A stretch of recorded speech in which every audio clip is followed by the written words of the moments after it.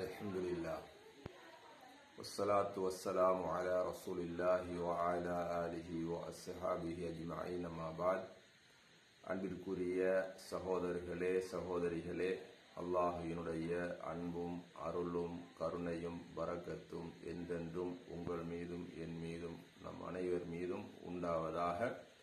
இன்றைய ஒரு நற்சிந்தனையில என்னன்னு சொன்னா, அடிக்கடி குர்ஆனை ஓதிக்கொள்ளுங்க. ஏன்னு சொன்னா அல்லாஹு தாலா அந்த குர்ஆனை நமக்கு ஒரு அருளாக, ஒரு பரக்கத்தாக, நம்மளோட ஒரு வாழ்க்கை வழிகாட்டியாக தந்திருக்கிறான். முன்ன எல்லாம் ஆரம்ப காலங்கள்ல எல்லாம் பார்த்தீங்கன்னா வீடுகளில் ராவையில் லாம்புகளை வச்சு மெழுகுதிரிகளை பற்றி நம்மளோட மூதாதையர்கள் குர்ஆனை ஓதுனாங்க. அவங்களோட வீட்டில் பரக்கத்துகள் நிம்மதிகள் இருந்தது. இன்றைக்கு என்னென்று கேட்டால் ஒரு வீட்டுக்குள்ளே 3 பல்பு 4 பல்பு பத்தும், ஆனால் வீடுகளில் யாருமே குர்ஆன் ஓதுற இல்லை. அதால் வீடுகளில் முசீபத்துகளும் அமைதியின்மையும் ஒரு நிம்மதி இல்லாத ஒரு சூழ்நிலையும் நம்ம பார்க்குறோம். அதால் வீடுகளில் பிள்ளைகளை இரவு நேரங்களில் குர்ஆனை எடுத்து ஓத சொல்லுங்க, நீங்களும் ஓதுங்க.